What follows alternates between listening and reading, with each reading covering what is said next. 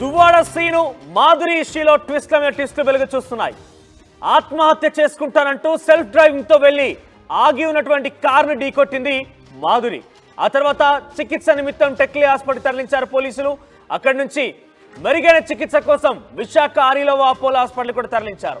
అయితే అనేక అనుమానాలు, అనేక ప్రశ్నలు, అనేక సందేహాల మధ్య ప్రస్తుతం మాధురి ఇష్యూ కొనసాగుతోంది. అయితే మాధురి ఈ ఘటన తర్వాత మరికొన్ని ప్రశ్నలు కూడా తలెత్తున పరిస్థితి కనబడుతోంది. విశాఖ అరిలోవా అపోలో హాస్పిటల్కి మాధురిని తీసుకెళ్లిన నేపథ్యంలో పరదల చాటున ఆసుపత్రిలోకి తీసుకెళ్లారు అపోలో సిబ్బంది. ఇంతకీ పరదలు ఎందుకు ఉపయోగించారు? ఇంత గోప్యంగా, ఇంత పరదాల సహాయంతో తీసుకెళ్లాల్సినటువంటి అవసరం ఏమొచ్చింది? మొత్తం మీద సెక్యూరిటీ సిబ్బంది యొక్క అత్యుత్సాహమా, లేదంటే మాధురి చేసినటువంటి విషయాన్ని కప్పిపుచ్చే ప్రయత్నమా, లేదంటే మాధురి ఏదైనా విషయాలను దాస్తుందా? ఎందుకు ఈ పరదాలను ఉపయోగించారు? ఇలా రకరకాల ప్రశ్నలు ఉత్పన్నమవుతున్నాయి. అయితే సెక్యూరిటీ సిబ్బందితో అతితో మరోసారి మాధురిపై అనుమానాలు వ్యక్తమవుతున్నాయి. ఇప్పటికే కారు యాక్సిడెంట్, ఆత్మహత్య యత్నం డ్రామా అనే వాదనలు వినబడుతున్న నేపథ్యంలో కారు పల్టీలు కొట్టినా మాధురిపై ఏ ఒక్క చిన్న గాయం కూడా కనిపించలేదు. మాధురి ఆరోగ్య పరిస్థితిపై బయటకు ఎటువంటి హెల్త్ బులెటిన్ కూడా రాలేదు. దువ్వాడ వాణి మాధురి మధ్య కొద్ది రోజులుగా మాటల యుద్ధం కొనసాగుతోంది. ట్రోల్స్ పెరగడంతో బతకడం ఇష్టం లేక ఆత్మహత్యకు ఎత్తించినట్టు చెప్తోంది మాధురి.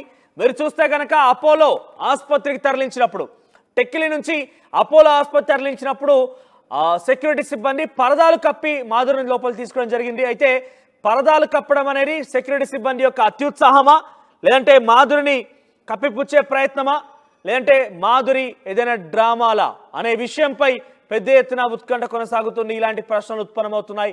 అయితే ఈ ట్రోల్స్ భరించలేకనే తాను ఆత్మహత్య చేసుకుంటున్నట్టుగా మాధురి చెప్పింది. అయితే ఆత్మహత్య తాను సెల్ఫ్గా కార్ డ్రైవ్ చేస్తూ వెళ్ళింది, ఎదురుగా ఆగి ఉన్నటువంటి ఒక కార్ని ఢీకొట్టింది. దీంతో కార్ బోల్తా పడింది. బోల్తా పడినటువంటి కారును మీరు చూస్తే కనుక నాకు తెలిసి ఏ సామాన్యుడు కూడా ఈ రకంగా కారు బోల్తా పడి ఆ రకంగా కొంత ఆ రోడ్డుపై నేలపై గీసుకుంటూ కొంత దూరంగా ముందుకు వెళ్ళిందనంటే డెఫినెట్గా చాలా పెద్ద ప్రమాదం జరిగి ఉంటుంది. చాలా వరకు గాయాలయ్యి ఉంటాయి. చాలా ఒక రకంగా చెప్పాలంటే ప్రాణాపాయ స్థితిలోకి వెళ్ళే అవకాశం కూడా ఉంటుంది. కానీ మాధురి చాలా క్లియర్గా తానే చెప్తున్న మాట ఏంటంటే సీట్ బెల్ట్ పెట్టుకున్నానని, సీట్ బెల్ట్ పెట్టుకొని తానే ఏం చేయాలో తోచక ముందుగా లారీని ఢీకోవాలని ప్రయత్నం చేశాను, కానీ తర్వాత ఆగిన కారును ఢీకొన్నట్టుగా తానే చెప్పింది. ఇంత పెద్ద ప్రమాదం జరిగినా, కారు పూర్తిగా బోల్తా పడినా అక్కడ గాయాలు మాత్రం మాధురికి పెద్దగా ఏం కాలేదు. స్వల్ప గాయాలతోనే మాధురి బయటపడింది. అయితే రెస్క్యూ టీం సిబ్బంది కూడా అక్కడ పూర్తి స్థాయిలో వచ్చి విచారణ చేపట్టారు. మరి రెస్క్యూ టీం ఏం తేల్చింది? రెస్క్యూ టీంలో ఎటువంటి విషయాలు వెల్లడి చూసాయి? అక్కడ ఆగినటువంటి కారు కూడా చాలా సర్వసాధారణమైన కారే. ఇక్కడ స్కోడా అనేది కూడా కొంత అంటే కంపారిటివ్లీ తను ఢీకొన్న కారు కంటే చాలా పెద్ద కారు. కానీ తను ఢీకొన్న కారు బోల్తా పడింది. తను ఏదైతే ఢీకొన్నటువంటి కారు, తను డ్రైవ్ చేస్తూ వెళ్ళిన కారేమో బోల్తా పడింది. తాను ఢీకొన్న కారేమో వన్ సైడ్గా ఒరిగిపోయింది. సో ప్రమాదం చూస్తే కనుక కారు బోల్తా పడింది కాబట్టి చాలా పెద్ద ప్రమాదమే కనబడేది. పూర్తిగా ప్రాణాపాయ స్థితిలో పోయినా కూడా ఆశ్చర్యపోవాల్సిన పని, అంత పెద్ద ప్రమాదం జరిగింది. కానీ ఇక్కడ చూస్తే మాధురికి మాత్రం పెద్ద గాయాలేం కాలేదు. సో బిఫోర్ మాధురి ఈ ఆత్మహత్య యత్నం ప్రయత్నం చేయక మునుపు ఆర్టీవీతో మాట్లాడింది. ఏం మాట్లాడిందో చూద్దాం. వాణి గారు చేసినటువంటి నాకు ద్రోహంకి ఈరోజు నాకు ఈ స్థితి తీసుకొచ్చింది. సాటి మహిళగా నాకు ఈ దుస్థితి తీసుకొచ్చింది దువ్వాడ వాణి. నా పిల్లలు ఈరోజు నడి రోడ్డు మీద ఉన్నారంటే దానికి కారణం దువ్వాడ వాణి. నా ఫ్యామిలీ ఈరోజు ఏడుస్తున్నారంటే దువ్వాడ వాణి. ఈవిడకి పరువు గల కుటుంబం అని చెప్తుందే. నీకు నిజంగా పరువు ఉంటే ఇంట్లో తేల్చుకోవాల్సిన విషయం నువ్వు పబ్లిక్లో పెడతావా? నీకు సిగ్గుందా? నీకు నిజంగా పరువు అంటున్నావే, ఒక రాఘవరావు కూతురు చెప్పుకుంటున్నావే. నీకు పరువు ఉంటే నీ భర్తకు నువ్వు ఇంటికి పిలిచి మాట్లాడుకో, లేదంటే నువ్వు భర్త దగ్గరికి వెళ్ళి మాట్లాడుకో. ఈ 2 సంవత్సరాల్లో ఎందుకు నువ్వు మాట్లాడడానికి ట్రై చేయలేదు? నీకు అంత పరువు ఉంటే టికెట్ కోసం నువ్వెందుకు ప్రాకులాడా? నీకు పరువు ఉంటే టికెట్ కోసం నువ్వు, నీ హస్బెండ్ టికెట్ వద్దు, నాకు టికెట్ కావాలి, నువ్వెందుకు చెప్పా? కాన్స్టిట్యున్సీ ఇన్ఛార్జ్గా ఉన్నారు కాబట్టి అప్పట్లో అభ్యర్థిగా ఆవిడ ప్రయత్నం ఓకే. కానీ సర్వే రూపంలో ఈరోజు శ్రీనివాస్కి ఎమ్మెల్యే టికెట్ ఇవ్వడం జరిగింది. అయిన తర్వాత మీ మధ్యన విభేదాలు మరీ తారాస్థాయికి చేరుకున్నాయి. విభేదాలు తారాస్థాయి కంటే ఆవిడ టికెట్ కోసం ప్రయత్నంలోనే ఇవన్నీ చేసిందండి. ట్రాప్ చేసింది ఆవిడ. టికెట్ కోసం సీన్ క్రియేట్ చేసిందండి. శ్రీని గారిని బ్యాట్ చేసి శ్రీని గారిని ఒక మహిళతో అక్రమ సంబంధం పెట్టేస్తే శ్రీని గారు స్టేట్లో బ్యాడ్ అయిపోతారు, జగన్మోహన్ రెడ్డి దగ్గర కూడా బ్యాడ్ అయిపోతారు, పార్టీలో బ్యాడ్ అయిపోతారు, పీపుల్లో చులకన అయిపోతారు, ఈ కుట్రతో నేను టికెట్ తీసుకోవచ్చు, నేను లబ్ధి పొందొచ్చు అనే ఆలోచనతోని ఈవిడ బ్యాట్ చేసింది. బ్యాట్ చేసి టికెట్ తెచ్చుకుంది. కానీ ఈవిడ టికెట్ కాన్ఫిట్ అని ప్రజలకి తెలుసు, అధిష్టానానికి తెలుసు కాబట్టి టికెట్ మళ్ళీ శ్రీని గారికే వచ్చింది. శ్రీని గారు ఎలక్షన్ చేశారు. కానీ ఈ విషయంలో మాజీ ముఖ్యమంత్రి జగన్మోహన్ రెడ్డి దగ్గర కూడా మీ పంచాయతీ వెళ్ళింది, నిజమేనా? జగన్మోహన్ రెడ్డి గారి దగ్గరికి, అధిష్టానం దగ్గరికి ఈ పంచాయతీ 3-4 సార్లు వెళ్ళింది. ఈ పంచాయతీని తీసుకెళ్ళింది కూడా దువ్వాడ వాణియే.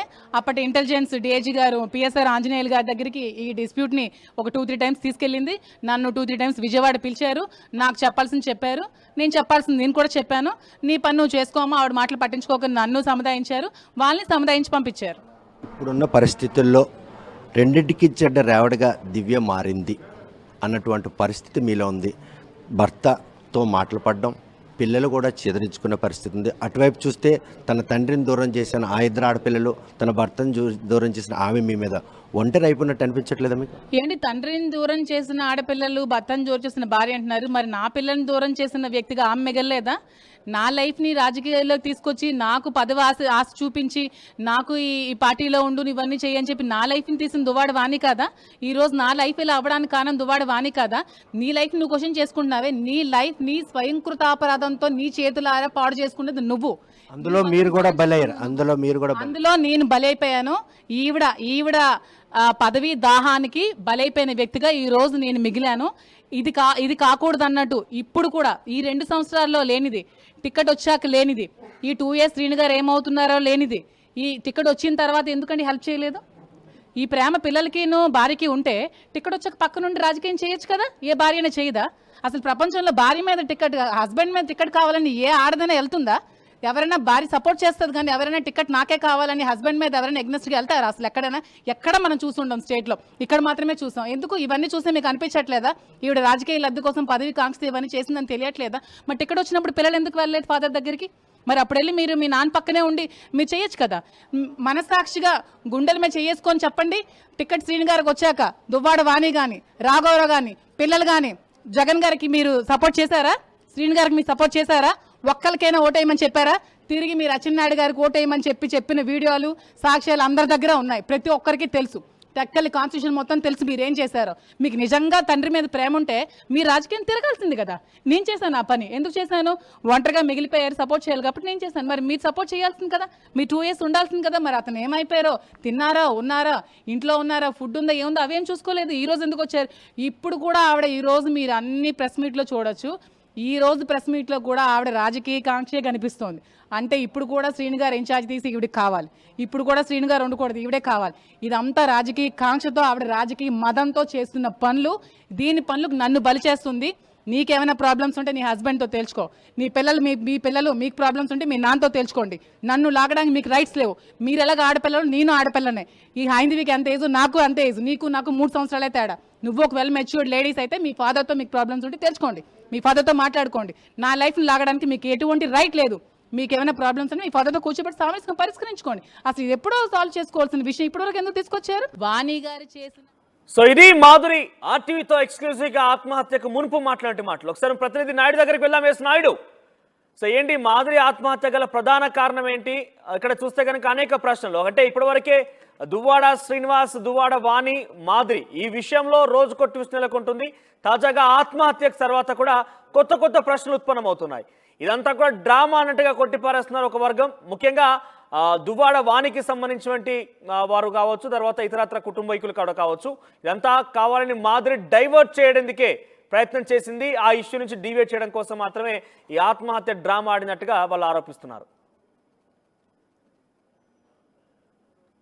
దువ్వాడ శ్రీనివాస్ ఎమ్మెల్సీ, అదేవిధంగా భార్య వాణి, పిల్లలు కూడాను ఈరోజు ఆ ఇంటి దగ్గరే తిష్ట వేశారు. నిన్న మాధురికి వాహన ప్రమాదం జరిగినా కూడాను దువ్వాడ శ్రీనివాస్ ఇంటి నుండి బయటకు వచ్చే పరిస్థితి లేదు కదా. బయట ఉన్నటువంటి తమ్ముడు కూడా ఆ ఘటనా స్థలానికి కానీ ఆసుపత్రికి వెళ్లే పరిస్థితులు లేని నేపథ్యంలో ప్రస్తుతం మాత్రం ఒంటరిగా ఉన్నటువంటి మాధురి తన ఉనికి కోసం పోరాడుతుంటే తమకు ఉన్నటువంటి ఆస్తుల కోసం ఆ ఇంటిని ఎట్టి పరిస్థితి ఆక్యుపై చేయాలని దువ్వాడ వాణి పిల్లలు కూడాను వైపు అక్కడే పోరాటం కొనసాగిస్తున్నారు.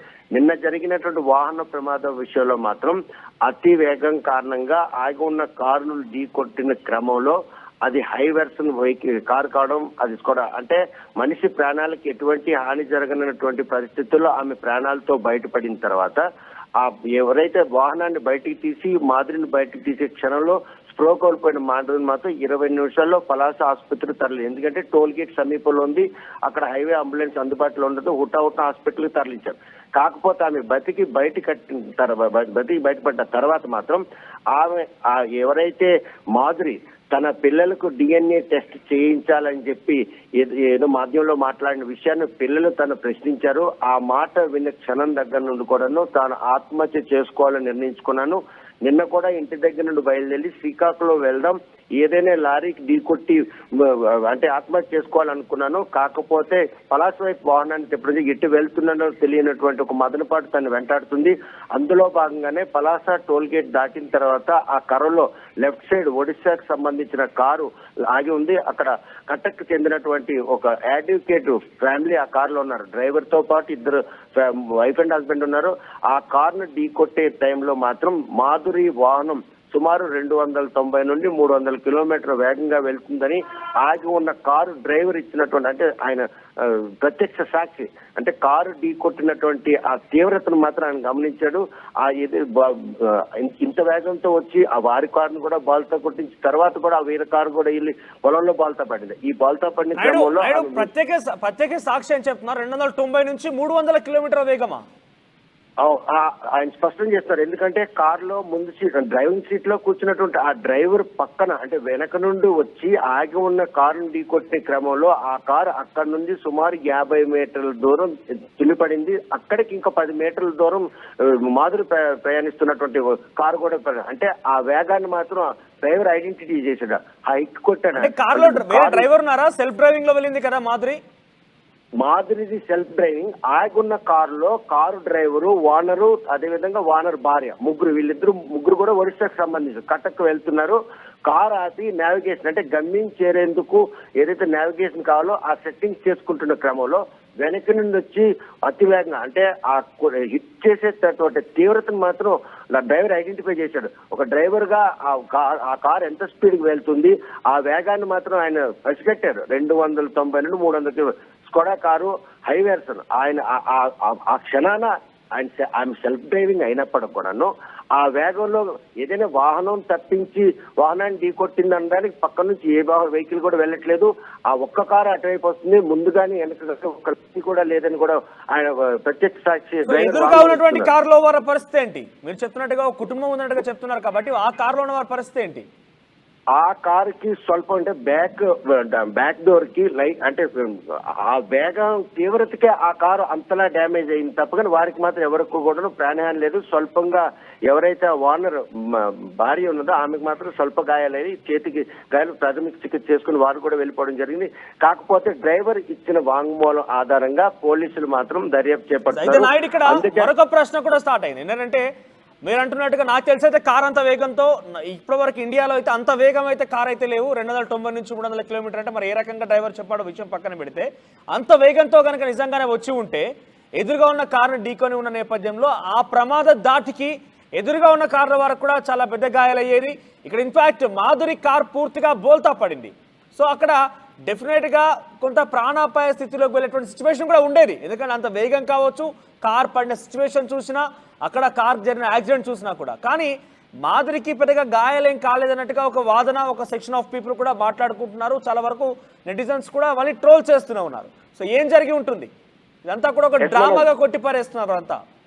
ఎస్ మనోజ్, ఆగి ఉన్న కార్ను మాత్రం వాళ్ళు హ్యాండ్ బ్రేక్ వేసుకొని కూర్చొని వాళ్ళ నావిగేషన్ సెట్ చేసుకుంటున్న క్రమంలో వేగంగా వస్తున్న లెఫ్ట్ సైడ్ పార్కింగ్ యూజ్ గా ఉంది. వెనక నుండి స్వల్పంగా, అంటే ఒక అడుగున్నర మాత్రం మాధురి ఫ్రంట్ పార్ట్స్ ను ఏదైతే ఆకున్న కార్ కి అడుగున్నర, అంటే లెఫ్ట్ టైర్ కి కొంచెం దూరంలో హిట్ చేయడం జరిగింది. హిట్ చేసిన తర్వాత పక్కనే పొలాలు ఉన్నాయి. చెట్టు గంట అనుకుంటే ఢీ కొడితే మాత్రం ఈ దాటికి అదేవిధంగా ఎదుర్కొన్న చెట్టుకి మధ్య నుజ్జు అయిపోయి పడుతుంది. ఆ హిట్కే హ్యాండ్ బ్రేక్ వేయడంతోనే కారు ముందుగా బాల్తా పడింది. ఈ వేగం కారణంగానే ఈ కారు తప్పించుకొని వెళ్లి మరో 4 పల్టీలు కొట్టి మాధురి కారు మాత్రం బాల్తా పడి 4 టైర్లు కూడా పైకి ఇచ్చి కింద ఉండిపోయిన పరిస్థితి ఉంది. అయితే అదంతా కూడా పొలాలు కావడం, మట్టి మెత్తని ప్రదేశం కావడం, ఎదురుగా ఏది చెట్లు లేకపోవడంతోనే ఈ రోజు ఆ తీవ్రతను మాత్రం ఐడెంటిఫై చేయడం. వీరికి ప్రాణహాని జరగకుండా ఉండడానికి ప్రధాన కారణం ఏంటంటే కారు ఏదైతే పొలాల్లోకి వెళ్ళినటువంటి ఆ కారు కాబట్టి వెనక నుంచి కొట్టింది, అంత ముగ్గురు కూర్చొని. కానీ ఒక్కసారి మాత్రం వాళ్ళకు బీతిల్లిపోయే పరిస్థితి. ఒక కారును వచ్చి ఢీకొట్టిన క్రమంలో హ్యాండ్ బ్రేక్ కనుక వేసి ఉండకపోతే ఎట్టి పరిస్థితుల్లో వాళ్ళ ప్రాణాలకు కూడాను ప్రమాదం పొంచి ఉండేది. ఆ కారుని కొట్టేసిన తర్వాత ఈ కారు పొలాల్లోకి పడిపోవడం, ఈ కారు పల్టీలు కొట్టుకుని వెళ్ళిపోయి మాధురి కారు పడిపోవడం, అది కూడా బాల్తో పడి మొత్తం 4 చక్రాలు కూడా బయటికి రావడం, ఈ పరిణామాలన్నీ కూడాను ఒక భయానక వాతావరణాన్ని అయితే కల్పించాయి. కాకపోతే ఆ క్షణంలో స్పృహ తప్పిపోయినటువంటి మాధురిని మాత్రం ఉటావట్ హాస్పిటల్ తరలించారు. ఏదైతే డ్రైవర్ అంటే కారు ఆకున్న కారులో డ్రైవర్ ఉన్నారో ఆయన ఇచ్చిన వాంగ్మూలం ఆధారంగా ఆయన చెప్పేది ఏంటంటే మద్యం సేవించి వాహనం నడుపుంటుందని చెప్పేసి పోలీసులు వాంగ్మూలం ఇవ్వడంతో పోలీసులు మాత్రం ప్రాథమిక చికిత్సగా వైద్యులు చికిత్స నిర్వహిస్తున్న క్రమంలో తను మనస్తాపం చెంది ఆత్మహత్య చేసుకోవడానికే నేను రోడ్డు మీదకి వచ్చానని చెప్పి ఆమె చెప్పిన క్రమంలో నిజంగానే వాళ్ళు ఆరోపించిన విధంగా టెస్ట్ చేశారా? డ్రంక్ అండ్ డ్రైవ్ టెస్ట్ చేశారా? ఆ విధంగా కనిపించిందా? మనోజ్, పోలీసులు కూడా ఒకవైపు వైద్యులు చికిత్స చేస్తున్నారు, పోలీసులు కూడా శాఖాపరమైనటువంటి దర్యాప్తు చేశారు. ఎందుకంటే బ్లడ్ శాంపిల్ తీసుకున్నారు, అదే బ్లడ్ అనాలిసిస్ టెస్ట్ కూడా చేశారు. ఎందుకు చేశారని అంటే సెల్ఫ్ డ్రైవింగ్ లో ఎవరు వాహనం అయిన ప్రమాదానికి గురైతే ఫస్ట్ గా పోలీసు నిబంధనల ప్రకారం చట్ట ప్రకారం వారికి మాత్రం మద్యం సేవించారని టెస్ట్ చేయడం అని మాత్రం ఆ రూల్స్ లో ఉంది. అది కూడా డిఎస్పీ నిర్ధారించారు.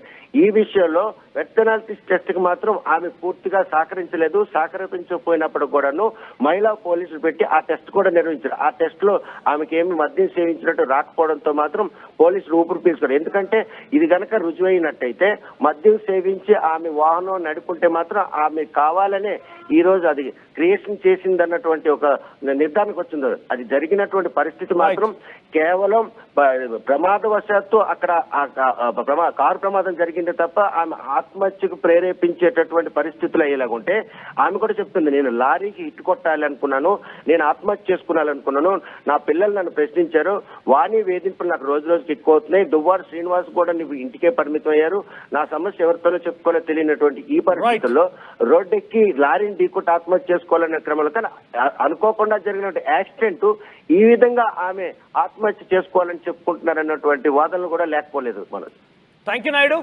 సో మొత్తం మీద మాధురి ఘటన ఏదైతే ఆత్మహత్య చేసుకుంటానని ప్రయత్నం చేశాను నేను, అందుకే ఎదురుగా ఉన్నటువంటి కారుని ఢీకొట్టానని చెప్పి మాధురి చెప్తుందో దాని వెనుక కూడా అనేక ప్రశ్నలు ఉత్పన్నమవుతున్నాయి, అనేక అనుమానాలు తావిస్తున్నాయి, అనేక సందేహాలు కూడా బయటపడుతున్నాయి. చాలా మంది కూడా ఇదంతా ఒక డ్రామా అంటూ కొట్టిపారేస్తున్నారు. కానీ తన పిల్లల్ని రోడ్డుకి ఈడ్చారు, తనకి ఎవరు కూడా దిక్కులేని పరిస్థితిగా మారిపోయింది, తనని అవమాన పాలు చేస్తున్నారు, ట్రోల్ చేస్తున్నారని ఒక ఇబ్బందులు పడి నేను ఆత్మహత్య ప్రయత్నం చేస్తానంటే కూడా మాధురి చెప్తోంది. ఒకసారి ఈ ఘటనపై దువ్వాడ శ్రీనివాస్ కుటుంబీకులు, దువ్వాడ వాణి ఆయన కూతురు ఏమనుకుంటున్నారో విందాం. ఏం మాటలు సార్, నాకు ఆవిడ ఎవరు నాకేం తెలుసు, నేను పరిచయం చేయడం పెట్టి ఎవరిళ్ళల్లో పడితే వాళ్ళ ఇళ్ళల్లో దూరిపోయి వాళ్ళ కుటుంబాలను నాశనం చేసేసి డ్యాన్స్ పేరు పెట్టుకొని కోలాటం అని చెప్పుకొని నా దగ్గర పెద్ద పెద్దోళ్ళు వస్తారని నేను ఇంటర్వ్యూ చేశాను చెప్పుకొని ఎంతోమంది భవిష్యత్తులు బ్లాక్మెయిల్ చేసేసుకుని చెత్త పనులు చేసేసుకుని నా భర్త ఒక ఎన్ఆర్ఐ అంటది, నా అత్తమామలకు గౌరవమైన కుటుంబం అంటది, అత్తమామలు గౌరవం నువ్వు ఇలాగా నీ అత్తమామ గౌరవం ఇలాగ ఇంకొకలా ఇళ్ళల్లోనే వచ్చి ఉంటావంటే డ్యాన్స్లు వేసుకుంటావంటే వీడియోలు తీసేసుకుంటావంటే ఎక్కడైనా సమాజంలో ఒక పెద్ద మన ఒక్కొక్క కూతురు ఉంటే ఒక 10-15 సంవత్సరాల పిల్లలు ఉంటే ఫ్రెండ్స్తో బయటకు వెళ్తారంటే ఒక షాప్కి వెళ్తారంటే ఆచితూచి పంపిస్తాను, నీకు పెళ్ళైన ఆవిడ నీకు ఒక భర్త ఉన్న ఆవిడవి, నువ్వు 3 ఆడపిల్లలతో ఉండి నువ్వు వచ్చేమో ఇంకొక ఫ్యామిలీలోకి ఎంటర్ అయిపోయి ఫ్రెండ్ అని అంటావా? ఎవరు అమ్మాయికులు? సొసైటీ దాన్ని ఏమైనా హర్షిస్తుందా? ఏం మాటలు సార్, నాకు ఆవిడ ఎవరు నాకేం తెలుసు, నేను పరిచయం చేయడం పెట్టి ఎవరిళ్ళల్లో పడితే వాళ్ళ ఇళ్ళల్లో దూరిపోయి వాళ్ళ కుటుంబాలను నాశనం చేసేసి డ్యాన్స్ పేరు పెట్టుకొని కోలాటం అని చెప్పుకొని నా దగ్గర పెద్ద పెద్దోళ్ళు వస్తారని నేను ఇంటర్వ్యూ చేశాను. చెప్పుకొని ఎంతోమంది భవిష్యత్తులో బ్లాక్మెయిల్ చేసేసుకుని చెత్త పనులు చేసేసుకుని నా భర్త ఒక ఎన్ఆర్ఐ అంటది, నా అత్తమామలకు గౌరవమైన కుటుంబం అంటది. అత్తమామలు కూడా నువ్వు ఇలాగా నీ అత్తమామ గౌరవం ఇలాగ ఇంకొకలా ఇళ్ళల్లోనే వచ్చి ఉంటావంటే, డ్యాన్స్లు వేసుకుంటావంటే, వీడియోలు తీసేసుకుంటావంటే, ఎక్కడైనా సమాజంలో ఒక పెద్ద మన ఒక్కొక్క కూతురు ఉంటే ఒక 10-15 సంవత్సరాల పిల్లలు ఉంటే ఫ్రెండ్స్తో బయటకు వెళ్తారంటే, ఒక షాప్కి వెళ్తారంటే ఆచితూచి పంపిస్తాను. నీకు పెళ్ళైన ఆవిడ, నీకు ఒక భర్త ఉన్న ఆవిడవి, నువ్వు 3 ఆడపిల్లలతో ఉండి నువ్వు వచ్చేమో ఇంకొక ఫ్యామిలీలోకి ఎంటర్ అయిపోయి ఫ్రెండ్ అని అంటావా? ఎవరు అమాయకులు? సొసైటీ దాన్ని ఏమైనా హర్షిస్తుందా? మేము ఎప్పుడు రోడ్డు ఎక్కలేదు, మాకు ఆవిడ ఎవరో తెలీదు, మేము ఆవిడ కోసం ఎప్పుడు మీడియా ఎక్కలేదు. ఆవిడ మమ్మల్ని రోడ్డుకి ఈడ్చేసింది. ఇలాంటి లేడీస్కి నేను చాలామందికి చూశాను. బ్లాక్మెయిల్ చేయడం, ఇతర కుటుంబాల్లో దూరడం, లేనిపోని తప్పుడు ఆరోపణలు పిల్లలపైన కుటుంబాలపైన చేయడం, అట్లా చేసుకొని ఏదో ఒక డ్రామా క్రియేట్ చేసుకొని శ్రీని గారికి ఎలాగ ఎంటర్ అయినంటే ఏదో ఆత్మహత్య చేసుకుని, మరి ఏది పేపర్లో రావాలి కదా, ఈయన ఒక ఎమ్మెల్సీ కదా, ఆవిడ ఆత్మహత్య చేసుకుంటే ఎప్పుడు ఆత్మహత్య చేసుకుంటే ఎప్పుడు శ్రీని గారు కన్సల్ట్ చేశారనేది ఆవిడ డేట్ టైము ఆ రోజు వాదార్చిన రోజు ఆ పాయిజన్ తీసుకునే రోజు ఆ డీటెయిల్స్ అన్నీ ఆయన సంరక్షణ తను చూడడం సార్. నవ్వుతాడు ఆవిడనే. ఆవిడకి అనకూడదు కానీ ఉండడానికి తినడానికి ఒక ఆవిడ బతికేట ఫస్ట్ ఆవిడకి చూసుకోమనండి. 10,000కి 20,000కి 30,000కి ఇతర జీవితాలతో ట్రాప్ చేసేసి వాళ్ళకి టూరులు రమ్మని చెప్పేసి నువ్వు 30,000 పట్టుకొనిరా 40,000 పట్టుకొనిరా అని చెప్పేసి ఎదుటి వ్యక్తులు వాళ్ళతోనే టైం పాస్ చేసిన వ్యక్తి ఇతరుల జీవితాలు ఆయన మా ఫ్యామిలీ లైఫ్ని ఆవిడ చూస్తుంది. ఆవిడ బతికేట ఆవిడ చూసుకో. ఆ పెట్రోల్ బంక్ నాకు ఉందంటుంది. ఆ పెట్రోల్ బంక్ ఎవడు కట్టించాడో కూడా ప్రజలందరికీ తెలుసు. దాని బతికేంటో కూడా ప్రజలందరికీ తెలుసు.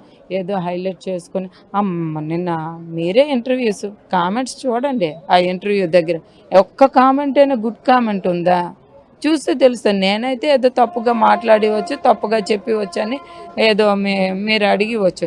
కామెంట్స్ చూడండి, ఎవరు నమ్ముతారు? అదొక పెద్ద తేడా క్యాండిడేట్ మాట్లాడుతుంది అంతా అబద్ధాలు తప్పుడు మాటలు అనేది మీరు ఒక వర్డ్ యూజ్ చేశారు. నేను అనకూడదు. మరి నా క్యారెక్టర్లెస్ ఆవిడ ఎట్లా మాట్లాడుతుంది అనేది ఆ తెలుగులో ఏదో సామెత ఉంది అని చెప్పారు కూడా. ఆ సామెత నాకు చెప్పడం కూడా రాదు. సో నేను చెప్తున్నాను, అట్లాంటి లేడీస్ ఏమైనా మాట్లాడతారు, ఏమైనా చేస్తారు. మా ఫ్యామిలీలో ఎంటర్ అవ్వడానికి ఆవిడెవరు? మా పర్సనల్ ఇష్యూస్లో ఎంటర్ అవ్వడానికి ఆవిడెవరు? ఇక్కడ ఆవిడ అర్థమైపోతుంది ఆవిడ ఎలాంటి చండాలమా, ఎలాంటి వరస్ట్ క్యాండిడేట్. రమ్మని చెప్పండి, వస్తే తేలుస్తారు పోలీసులు, చట్టం అన్నీ తేలుస్తాయి. అప్పుడు ఒళ్ళుకో తీరిపోద్ది. ఇలాంటివి ఏంటి మాటలకి దీనికి ఇదైపోయే పరిస్థితి లేదు. మనం గౌరవమైన కుటుంబం కాబట్టి ఇప్పుడు వరకు ఆగాం. మా ఫ్యామిలీ కానీ మా పిల్లల్ని కానీ మేము రోడ్డు మీదకి రాకూడదు. ఇలాంటి పనికి మళ్ళీ అతనికి ఈవిడికి ఏడు సంబంధం. ఒక క్షణం ఫ్రెండ్ అంటది, ఫ్రెండ్తో వెళ్ళాను అంటది. ఒక క్షణం నేను ఏదో ఊరు పోసుకొని చచ్చిపోతే వాదార్చి అంటాడు. ఒక క్షణం మీ ఇంటికి నేను రానా వండనా అని అంటది. ఇంకొక క్షణం మీరు ఫ్రెండ్స్తో టూర్ వెళ్ళరా అంటది. ఆవిడ జీవితం ఏదైనా ఉంటే వ్యక్తిగత జీవితం ఆవిడకి చూసుకోమనండి. మా ఫ్యామిలీ మ్యాటర్స్తోనే ఇలాంటి పిచ్చి పిచ్చి మాట్లాడుకొని రోడ్డు ఎక్కితే మేము కూడా ఊరుకునే పరిస్థితి ఉండదు. ఆవిడ ఏదో హైలైట్ అవ్వడానికి మా ఫోకస్ అవ్వడానికి 2 కోట్లు అంటే పార్టీ కింద పెట్టిందంట. అది కూడా నేను విన్నాను. కాయలు వెంకటరెడ్డి గారు ఉన్నారు. ఆవిడ ఏం ఎలక్షన్లో 2 కోట్లు పెట్టింది పార్టీకి అడగమనండి. ఇలాంటి చీపు బ్లాక్మెయిల్ చేసేసి డబ్బులు తినేసి వైన్కి ఇచ్చిన డబ్బులు కూడా తినేసి రకరకాలుగా పార్టీని డ్యామేజ్ చేసేసి అసలు అర్థం ఎక్కడుంది? ఆమె మా డాడీతో ఉంటుంటే మేము ఆమెనేమో అనకూడదంటే అది ఎలాగవుతుంది? ఏ ఫ్యామిలీ అయినా ఎవరు ఊరుకుంటారు? ఇప్పుడు ఇల్లీగల్గా ఒక ఆవిడ వచ్చేసి నన్నేమనుకోండి మీ హస్బెండ్, అది ఎలాగవుతుంది? ఖచ్చితంగా అంటారు. మేము అంటాం ఆమెని, నువ్వు దూరావు మా ఫ్యామిలీలోకి, నువ్వు గొడవలు పెడుతున్నావు, అందుకే మేము అంటాము. నేను అనకుండా ఉండడానికి రైట్ లేకుండా ఉండడానికి ఏం లేదు. ఖచ్చితంగా మాకు ఆ రైట్ ఉంది. మేము క్వశ్చన్ చేస్తాం, మేము అడుగుతాం. అండ్ ఏంటది, తనకి లీగల్గా కూడా ఏ రైట్ లేదు. తనే నిన్న చెప్పింది. యాక్చువల్లీ తన గంటకు ఒక మాట మాట్లాడుతుంది. ఎందుకంటే తను క్లియర్గా అబద్ధం చెప్తుంది. తనకి ఏం చెప్పాలో తెలియట్లేదు. ఒకసారి ఫ్రెండ్ అంటుంది, ఒకసారి ఆ 60 years అతనితో నాకేంటి అంటుంది, ఒకసారి పెళ్లి చేసుకుంటానంటే నువ్వేం మాట్లాడుతున్నావు? నీకైనా క్లారిటీ ఉందా? ఫస్ట్ ఆఫ్ ఆల్ నువ్వు అబద్ధం చెప్తున్నావు కాబట్టి నీకేం మాట్లాడాలో తెలియక నువ్వు ఏదేదో మాట్లాడుతున్నట్టున్నావు. సో ఏంటి అంటే మాకు అన్ని రైట్స్ ఉన్నాయి, నీకే ఏ రైట్ లేదు. నువ్వే మీ హస్బెండ్ దగ్గరికి నీ పిల్లల్ని తీసుకొని వెళ్ళి నువ్వే నీ హస్బెండ్ దగ్గర ఉండు, మేము మా డాడీతో ఉంటాం.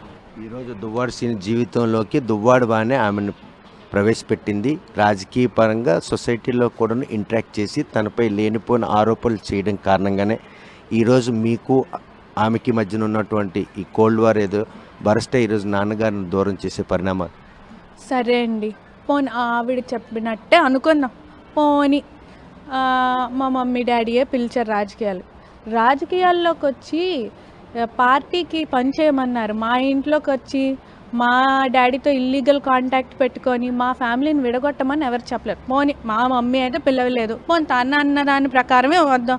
నీకు ఎందుకు రమ్మన్నారు రాజకీయంలోకి వచ్చి అంటే పార్టీ పరంగా పార్టీకి పనిచేయమన్నారు, అంతేగాని మా ఇంట్లోకి వచ్చి మా మమ్మీ డాడీకి విడగొట్టేసి మా డాడీతో ఇల్లీగల్ అఫైర్ పెట్టుకోవడానికి పిలవలేదు. మాట్లాడడానికన్నా పిలిస్తే ఎవరు పిలిస్తే వాళ్ళ ఫ్యామిలీలోకి వెళ్ళి ఇల్లీగల్ అఫైర్ పెట్టేసుకుంటావా నువ్వు? ఏం మాట్లాడుతుందో మరి ఫస్ట్ తన క్లారిటీ తెచ్చుకొని మాట్లాడమని. ఆవిడకి 3 పిల్లలు ఉన్నారు. గుమ్మనంగా టెక్కల్లో జీవనం సాగించే తనకు మాత్రం ఈరోజు ఈ దుస్థితి తేడానికి కారణం మీరే అని బాహాటంగా ఆరోపిస్తారు.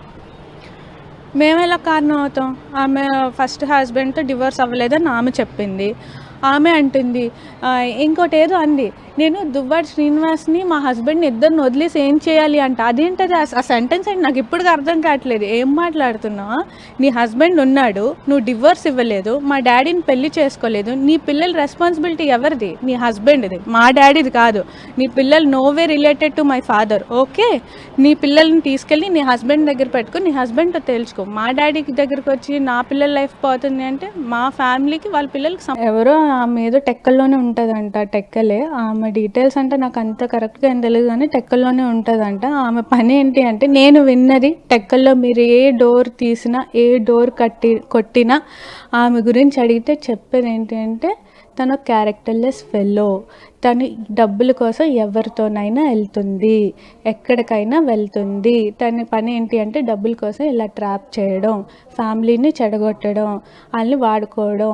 ఇంకా ఏదో విన్నాను, అదేంటది డాన్స్ అని చెప్పి కొంతమంది పిల్లల్ని తీసుకొని వచ్చి వాళ్ళతో కూడా ఏదో ఇల్లీగల్గా ఏదో చేయించి అవన్నీ వాళ్ళని కూడా బ్లాక్మెయిల్ చేయడం ఇవన్నీ చేస్తుందంట. అంత వర్స్ట్ లేడీ తనైతే. అలాంటి ఆమెతో మా డాడీ మీరే అన్నారు